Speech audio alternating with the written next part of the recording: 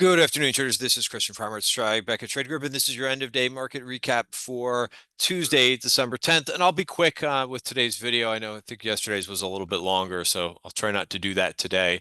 But overall, just continuation. Like today was a little bit tricky because things try to rally like in the first half hour of the day for the most part.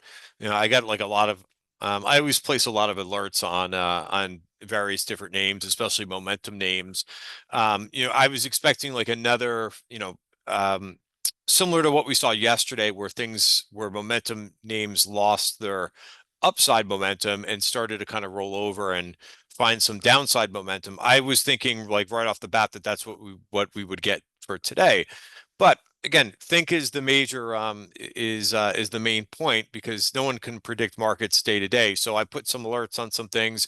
I looked at some things that were kind of pulling back a little bit, and I had like about 15 alerts go off in the first in the first about half hour of the day, and then things kind of just U-turned back and did ended up doing what I thought that they would do for the day, which is move lower.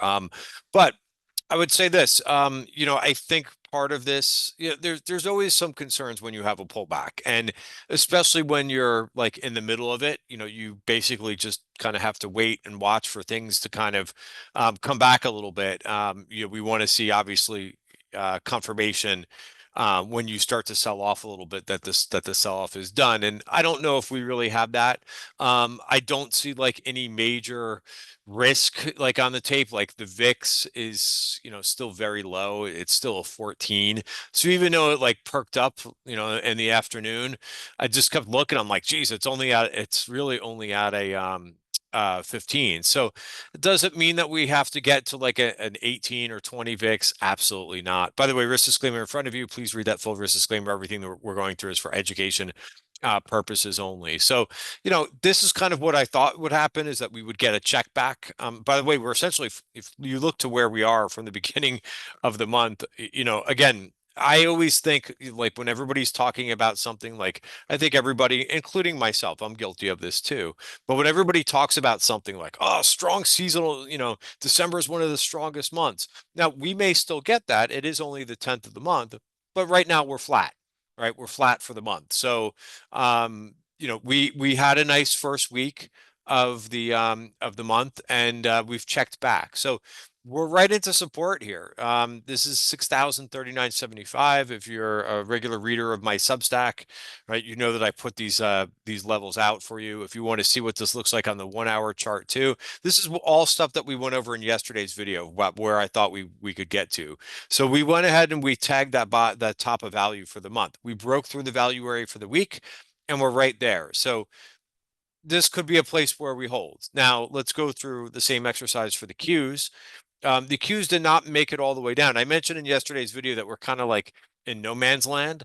I was like, hey, I didn't really find any edge with where we finished for the day. I would say the same thing for the day today too. We've moved down a little bit further, but no like heavy selling, I would say, a little bit higher volume there at the close, but I don't know if you could really extract anything from the Qs chart at this point. Here's what the Qs look like here. This is the weekly bar, which is too soon to look at. Let's look at the daily chart. We did move back below the 5-period moving average. You got about another 1.5% to go to the top of that value area. Again, there's nothing that says that we have to get down there. And I think for the SPY, it's kind of interesting that we've done that. Now, for IWM, this has been kind of a mess so far this month. This could flip around because all we're doing is just slowly like retracing this second half of November move. And we've now retraced about 50% of it, I would say. I'm just eyeballing that basically from the highs, but it's been a lot of little red candles. Rejection there as price wasn't ready to do it. I would say, and this is something that I've been saying on Twitter as well, but tomorrow, what could flip this around a bit? I would say if we get a CPI report that comes in light. Now, I don't have a crystal ball. Again, I don't know what the numbers are going to be. Like I think that we know that inflation is still lingering, right? And all the products and everything, that you go out and buy or purchase, like I haven't seen any drop of inflation. I've been complaining about this because I'm sorry, I'm not going to go on a rant in today's video, but you hear people on financial media or whatever say, "Oh, look at inflation is slowing." It's not slowing.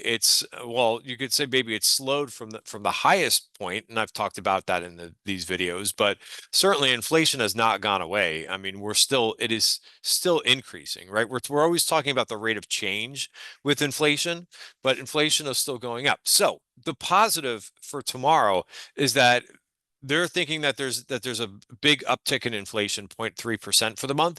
If this comes in maybe a zero point 0.1, then I think that maybe you could see this IWM flip back above the 5-period moving average. But again, this is just being optimistic, and I do like that they're pricing in a high range for inflation. But if it comes in at 0.3, then that's probably not going to work, all right, in terms of like IWM moving back up. But why am I mentioning this? And by the way, and then the PPI report comes out on Thursday. Why am I mentioning this? Because IWM really moves on either on events, basically, whether it's an economic event, whether it's an FOMC, whether it's an election. But if you look at all the gaps that you've seen this year and in all the big movements in IWM, it's all event driven this year, right? And then there's continuation after the event, right? Case in point, there's been various times, with the Fed, right, speaking and cutting interest rates, or other CPI events where the number misses, right? You'll see big movements in IWM, and go back and look. I'm not going to do that in this video for you, but look at how gappy it is. It's very different. Like, so for example, like if you're looking at a SPY chart, right? Now there's gaps in SPY too, no doubt about it, but there's certainly many more in IWM because IWM is very sensitive to these type of economic events. So that's why I bring that up to your attention. I also want to bring to your attention for tonight and tomorrow night. China is could be announcing more stimulus. We don't know, right? So I think, again, just kind of giving you the black and white of the situation. When nobody's expecting anything and China announces a big, so let me bring up the chart here for a second. And I'm going to bring up the chart. I don't know. I can bring up the chart in FXI, but when nobody is expecting things, right? That's when you have these types of moves, right? So the fact that people like, I have it on my calendar, I just tweeted it out that they're having like a special economic meeting where they could announce stimulus, right? That's very different than when nobody knows, right? When all of a sudden it comes as a shock, right? This is where you have this gap up move and continuation because the market wasn't pricing this in. Now, do I think we're going to go right back up to here? I mean, listen, anything is possible if they bring out a bazooka, but the fact that I'm talking about it in this video, right, to tell you that there's a possibility of stimulus, that means probably if they do announce stimulus, it's not going to be as big of a move as it was previously, right? Again, think about it, right? When nobody knows something is coming and they hit you with that stimulus and nobody was prepared for it, you're going to see big outside moves because that involves folks having to get long, also shorts covering. Are we seeing more option flow? Yeah, we saw another big round of like ASHR calls, which again is not this ETF, it's this ETF.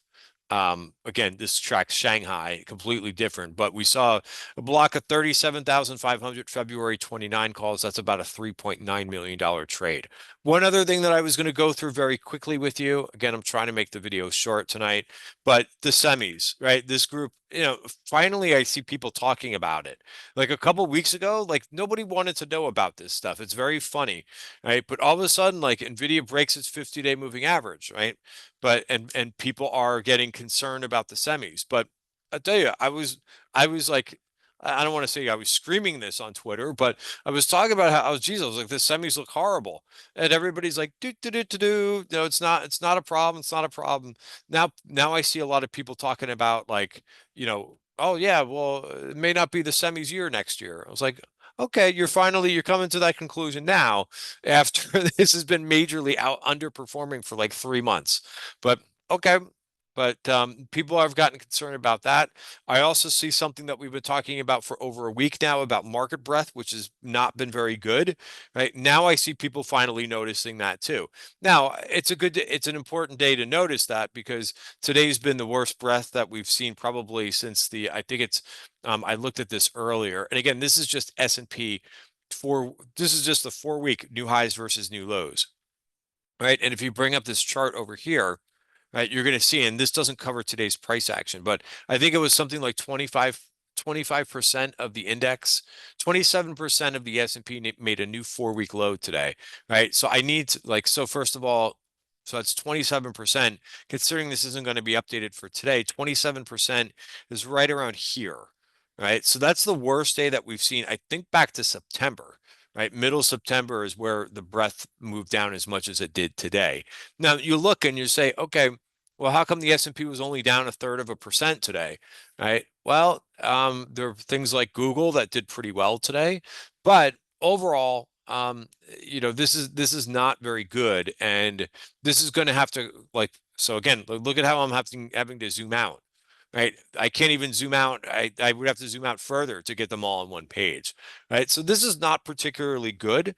So I think for now, like, so what do you do in this situation, right? When this happens, you get defensive, right? And that's why yesterday I showed, in my video yesterday, I showed my trade blotter so you can see what I do, right? And so it's transparency, right? None of this, so sorry, I'm not going to go off track with something else, but I try to give you those things so that you're not seeing like it after the fact. So yesterday, you know, I sold a lot of positions for gains. And I sold a couple positions that were starting to lean to the downside too.